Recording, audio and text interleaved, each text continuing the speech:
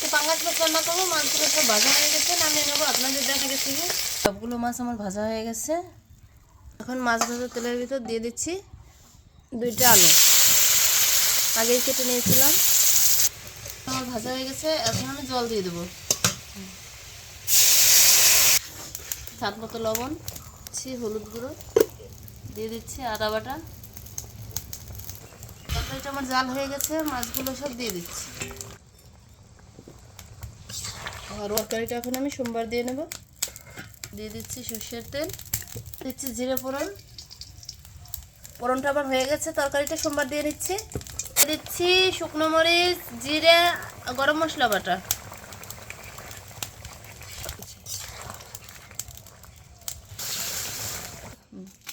তরকারিটা আমার রান্না হয়ে গেছে, এখন আমি নামিয়ে নিচ্ছি। মাছটা রান্না আমার কমপ্লিট হয়ে গেছে। আমি কিন্তু একটু পাতলা ঝোল করেছি, পাঙাশ মাছের আলু দিয়ে পাতলা ঝোল, খেতে কিন্তু দুর্দান্ত স্বাদ।